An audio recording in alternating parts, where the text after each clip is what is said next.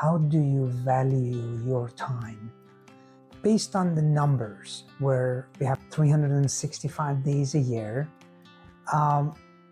we can do the math. And basically, we have around 33,000 days of living, or about 800 weeks, if you translate that to around 90 years, okay? Which is above the average life expectancy as it stands right now.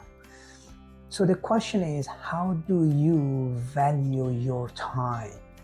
And how much of that time that you have every day, you use it in the most meaningful way possible? And don't get me wrong, I'm all about enjoyment and quality time. I'm all about the fact that we use our time to do the things that we enjoy to do. But here's the very startling data.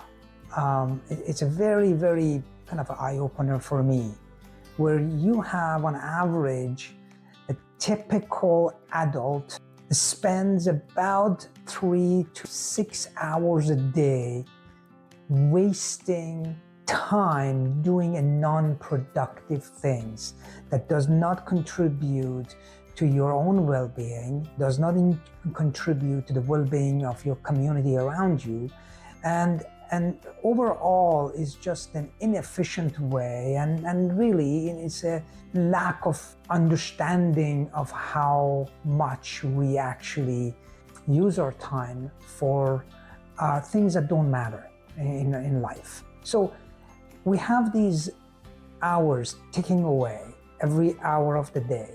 And here's another fact. Number one is, are you aware that we are mortal beings? That means we're all gonna die. This is the reality of life. Once you look at it like that, you start realizing the things that can be important, but the things that they don't matter at all. And most of the time, we really spend our energy and effort on the things that really at the end don't matter. So what are the things that we need to do to pay attention to this, and how we invest our time so that we can get the best return in our time back? Well, number one is that first you have to be aware that you are not using your time effectively and efficiently and in a meaningful way. Now, I understand we do have jobs to go to. We have caretaking responsibilities of our families, and especially if you are in middle age, if you have the elderly parents, you have the growing children into the teenage years and beyond. And in the meantime, all the health stuff, health issues will show up at this exactly same timeline. Okay, so you've got, and then on top of that, the possible career that you have to deal with, and all the complexities that come with it. So you are having so many balls juggling in the air, and at the end, how are we going to make time more valuable for ourselves? So number one is being aware. So I suggest the first thing that we should do, and I did that, and I keep doing that, is that on a daily basis, be aware of how you spend your time. And it's never perfect, and I get that, and I'm first to admit, most of the times I realize that, I have wasted a few minutes here and a few minutes there, an hour here, an hour there, that I didn't want to, all right? So that's number one, that realization that I need to be aware where I spend most of my wasted time and trying to minimize that. So, for example, one of the things that I've done, and I made that decisions early on a few years ago, was that I am not going to be part of the social media. I am not in Instagram or TikTok, any of that stuff. And there's pros and cons to that. The first thing is that the quality of addiction that has been embedded into these social media platform is that you get sucked into it, and that you get drawn into the social media, and before you know it, hours has passed, and you're scrolling through mindless things that it just basically, to you, may be entertainment, but in actually robbing you away from what those minutes and those hours actually need to be. So that's number one. Number two is that whichever way you decide to manage your time, it's important that you prioritize. So it's okay to say no now. And in my day job as a teacher, we have this saying that, oh, we are very efficient. And we are, most teachers are, we are very efficient. But at the same time, after 25 years plus, I have realized that there were years where I overextended myself and I chose different activity, or I said yes to the certain projects that I just didn't have time for. So what happened? I stretched myself too thin. And really, at the end of the day, wouldn't have mattered if I said no? Not really.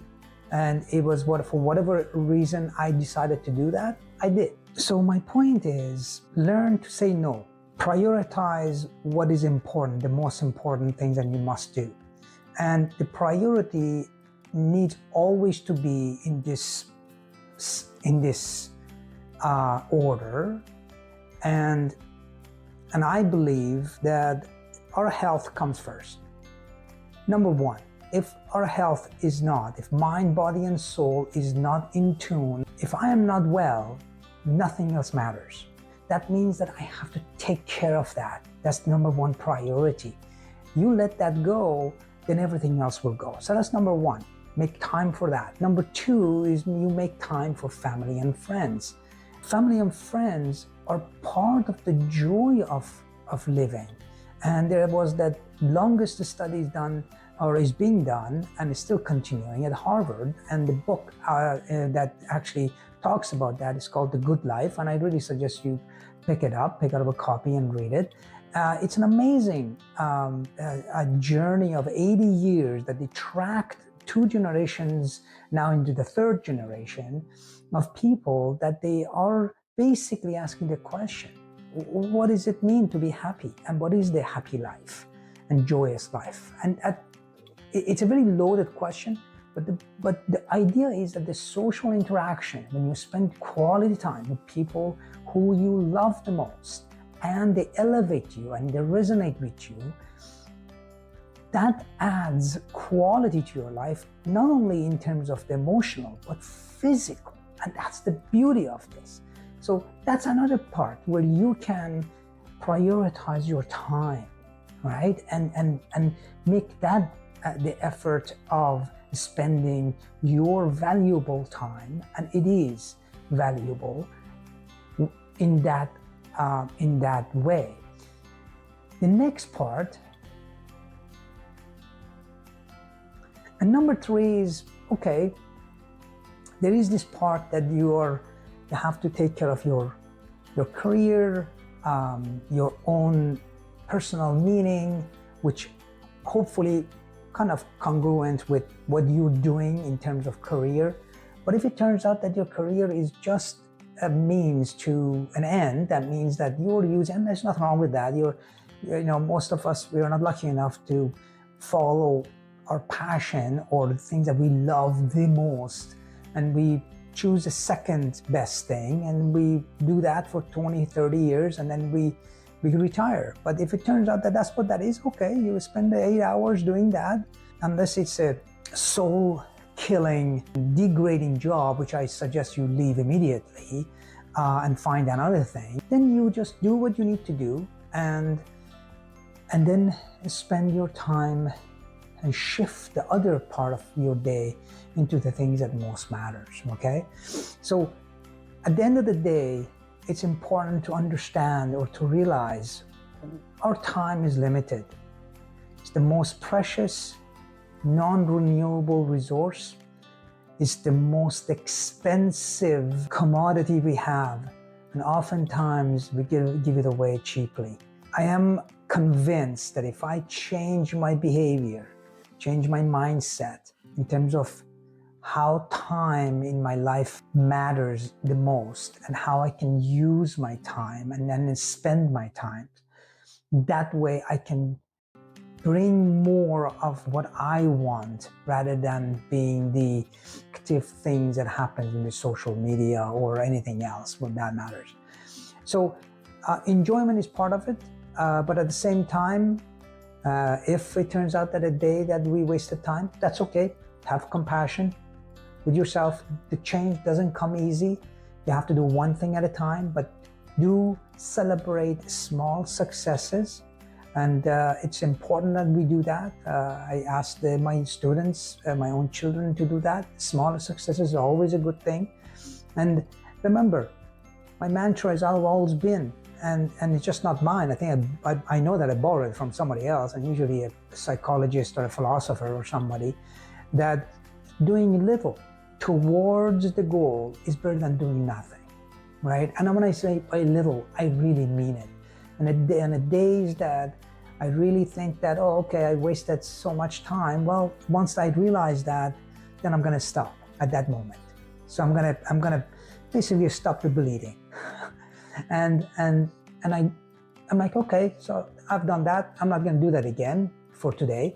I'm just gonna use it efficiently as I can, and I continue doing that. And for sure, I fail again, but that's okay, because every time I fail is a learning process for me to be more aware. And before you know it, you become very aware on a day-to-day basis, into a point where you choose how you want to spend your time, where, what, with whom, and how. And that's a freedom that you can never buy any other way. And that's the beauty of this. I hope you're well. Until next time.